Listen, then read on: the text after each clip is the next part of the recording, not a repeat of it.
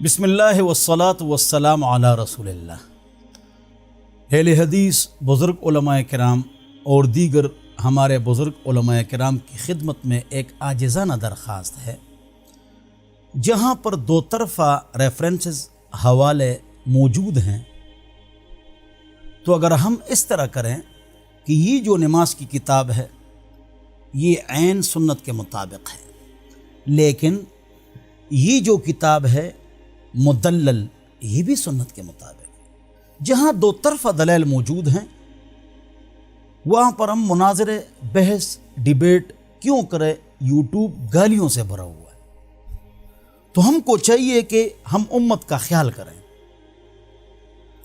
1400 سال جس بات پر اتفاق ہو چکا ہے کہ دو طرفہ نماز صحیح ہے، دو طرفہ حوالے اور ریفرنسز موجود ہیں، خون سے ٹوٹتا ہے نہیں ٹوٹتا، رفع دین ہے نہیں ہے، امام کے پیچھے سورہ فاتحہ ہے نہیں ہے، اذان پوری اقامت آدھی یا پوری اقامت بھی، تو ہم کیوں لڑیں، کیوں جھگڑا کریں؟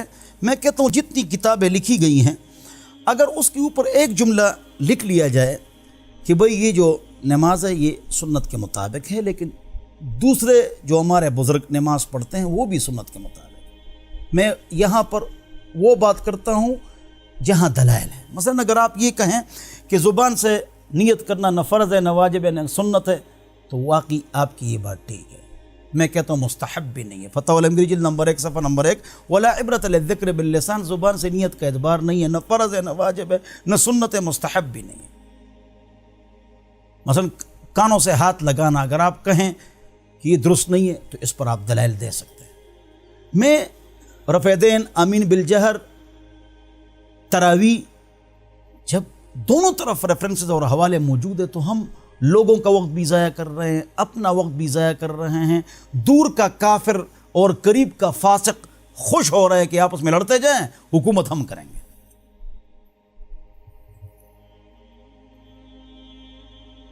جب دو طرفہ دلائل موجود ہیں، فوق السرہ و تحت السرہ و کل ذالک واسع، ناف کے اوپر ہاتھ باندھے نیچے ہاتھ باندھے، دونوں کی گنجائش موجود ہے۔ ترمذی شریف جلد نمبر 1، ریمارکس امام ترمذی کے۔ رفع دین کرو نہ کرو بھی یقول بعض اہل العلم من اصحاب النبی صلی اللہ علیہ وسلم، بعض صحابہ رفع دین کرتے تھے، لہذا ہم غلط نہیں کہہ سکتے ہیں۔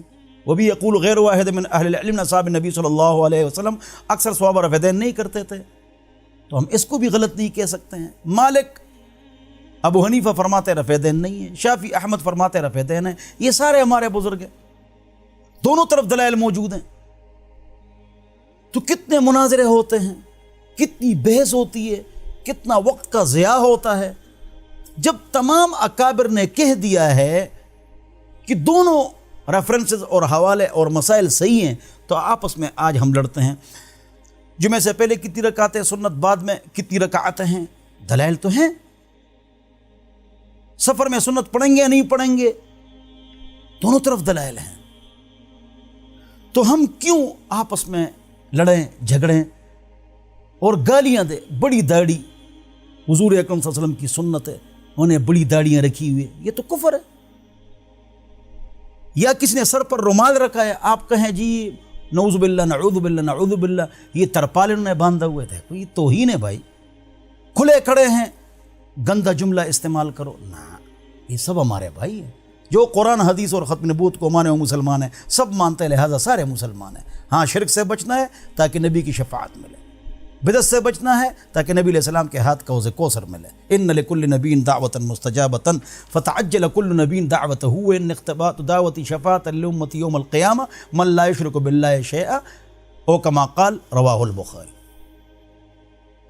یہاں شرک کی بات ہو، بدعت کی بات ہو، حکمت کے ساتھ ان پر تنقید کریں آپ، تو ٹھیک ہے۔ یا کوئی ایسی بات ہو جس کی دلیل نہ ہو تو پیار و محبت سے آپ بات چیت کر سکتے ہیں۔ وہ ہم سے پوچھتے ہیں عورت اوپر کیوں ہاتھ باندھتی ہے، مرد نیچے، ہم ان سے پوچھتے ہیں عورت کیوں آہستہ آمین کہتی ہے اور مرد کیوں اونچی آواز سے، یہ ہم کرتے ہیں۔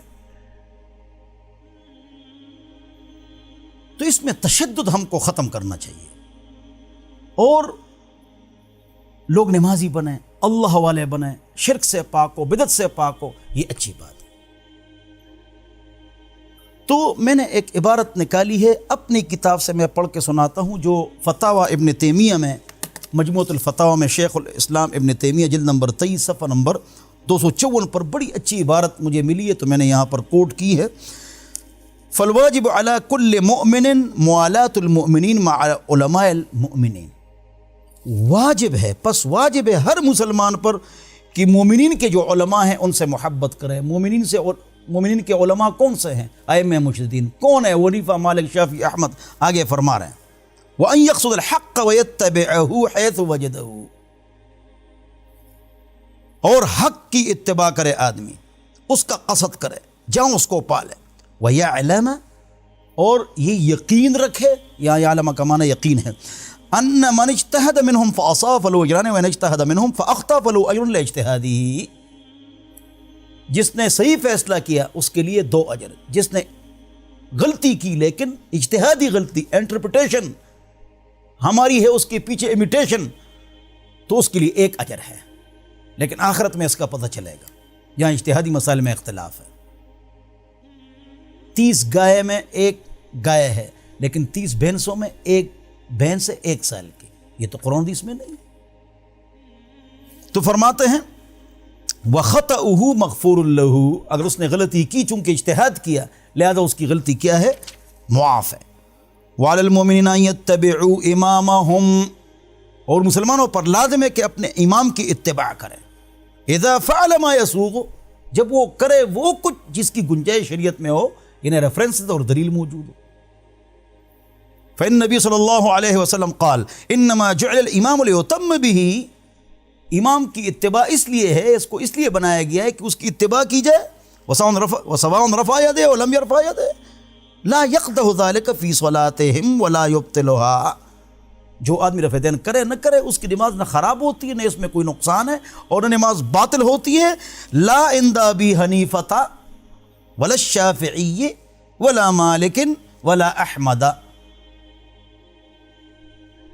کسی کے نزدیک اس کی نماز فاسد نہیں ہوئی۔ وَلَوْ رَفَعَ الْإِمَامُ دُونَ الْمَامُومِ أَوِ الْمَامُومُ دُونَ الْإِمَامِ لَمْ يَقْدَحْ ذَلِكَ فِي صَلَاةِ وَاحِدٍ مِّنْهُمَا، کوئی رفع دین کرے کوئی نہ کرے، امام کرے مقتدی نہ کرے، مقتدی کرے امام نہ کرے، کوئی بات نہیں۔ وَلَيْسَ لِأَحَدٍ أَن يَتَّخِذَ قَوْلَ بَعْضِ الْعُلَمَاءِ شِعَارًا، ہاں کسی کے لیے اس کی اجازت نہیں ہے کہ بعض علماء کے قول کو، فعل کو ایسا شعار بنا دے کہ اس کی اتباع واجب ہے اور غیر سے منع کرے، اس کے علاوہ سے منع کرے۔ مثلا ایک آدمی کہے رفع دین نہ کرنا لازم ہے اور جو کرتے ہیں یہ غلط ہے اور مت کرو، یہ بات غلط ہے۔ یہ ایک آدمی یہ کہے الٹ کرو کہ رفع دین کرنا لازم ہے، جو نہ کرے اس کی نماز غلط ہے، دونوں غلطی پر ہے۔ تو فرماتے ہیں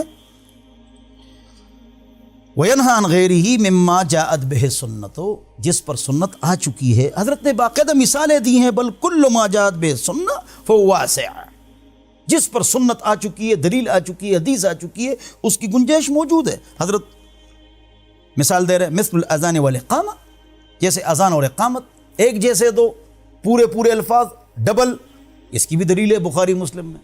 سنگل دو اقامت، اس کی بھی دلیل ہے بخاری مسلم میں۔ دیکھو لیکن آج کل کیا ہو رہا ہے، سنگل اذان دو، اس پر لڑائی ہیں، وہ کہتے ہیں پورے کلمات کہو، لڑائیاں ہیں۔ حضرت فرما رہے یہ کم مت کرو۔ فقد ثبت فی الصحیحین عن النبی صلی اللہ علیہ وسلم انہ امر بلالا ان یشفع الاذان ویوتر الاقامۃ، صحیحین میں ہے کہ حضور نے بلال کو حکم دیا کہ اذان جفت کہو اور اقامت طاق کہو، لیکن وثبت عنہ فی الصحیحین، بخاری مسلم میں ہی بھی انہ علم ابا محذورۃ الاقامۃ شفعا کالاذان، جس طرح اذان ڈبل ہے اقامت بھی ڈبل ہے، اس کی دلیل بھی موجود ہے۔ فمن شفع الاقامۃ فقد احسن ومن افردها فقد احسن، سنگل اذان دی، اقامت کہیں تب بھی ٹھیک ہے، ڈبل الفاظ کہے تب بھی ٹھیک ہے۔ ومن اوجب هذا دون هذا، توجہ، جو کہ رفع دین لازم ہے اور یہ نہیں، یا اقامت آدھی لازم ہے اور یہ نہیں، یا پوری اقامت یعنی اس کے الفاظ پورے ہوں، جفت وہ لازم ہے اور دوسرا غلط ہے، نہ، فهو مخطئ ضال، وہ خطا کرنے والا ہے، گمراہ ہے۔ وَمَنْ وَالَا مَنْ يَفْعَلُ هَذَا دُونَ هَذَا، یہ رفع دین کر رہا ہے تو اس سے محبت کروں گا، یہ رفع دین نہیں کر رہا ہے تو اس سے نفرت کروں گا، یہ رفع دین نہیں کر رہا ہے تو اس سے محبت کروں گا، جو رفع دین کرتا ہے اس سے نفرت کروں گا، نہ۔ بِمُجْرِدْ ذَلِكَ فَهُوَ مُخْطِئٌ ضَالٌ، وہ غلطی پر ہے، گمراہ ہے۔ دونوں طرف دلائل ہے، دونوں طرف ریفرنسز ہیں، حوالے ہیں، لہذا ہم کو اتفاق، محبت یہ کرنی چاہیے، ہماری ذمہ داری ہے۔ اس کی ایک مثال میں دیتا ہوں کہ نماز نبوی کتاب ہے محترم جناب شفیق صاحب کی، اور زبیل زئی صاحب ہمارے بزرگوں نے اس پر حاشیہ لکھا ہے۔ ایک جملہ لکھا جائے کہ یہ نماز سنت کے مطابق ہے، ٹھیک ہے۔ دوسری جو نماز ہے جس میں دوسرے تک دلائل ہے وہ بھی ٹھیک ہے۔ میں نے ایک کتاب لکھی نماز مسنون، اسی کو سامنے رکھ کر، اس پورے کو سامنے رکھ کر، اور میں نے اس پر یہاں لکھا یہ بھی ٹھیک ہے وہ بھی ٹھیک ہے۔ اگر کوئی ایسا آدمی نکلے کہ نہیں جی یہ کیسے ہو سکتا ہے، تو اس کے پاس علم نہیں ہے، وہ علم سے کھو رہا ہے۔ حوالہ میں نے دے دیا، کیا ترمذی، ابو داؤد، مصنف ابو بکر بن شیبہ، مصنف عبدالرزاق، دونوں طرف ابواب نہیں ہوتے ہیں، خون سے جو ٹوٹتا ہے نہیں ٹوٹتا، رفع دین ہے نہیں ہے، امین آہستہ ہے، اونچے آواز سے۔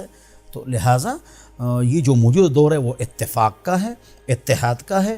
کفر بہت تیز ہے، ہم کو بہت اچھے طریقے سے اتفاق اور اتحاد میں رہنا چاہیے، اور جو نظم و نسق ہے حکومت کا وہ فاسق فاجروں کے ہاتھ میں اس لیے ہے کہ ہم آپس میں اختلاف کرتے ہیں۔ اور اسی طرح یہ بات بھی بڑھا دوں کہ جس میں شرک اور بدعت ہے ان کو بھی بہت اچھے طریقے سے سمجھانا ہے، بہت اچھے طریقے سے، حکمت سے، پیار سے، قرآن و حدیث سے، تو انشاءاللہ خیر کے دروازے کھل جائیں گے۔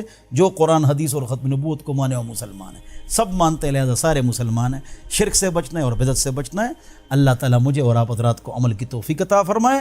وآخر دعوانا الحمد للہ۔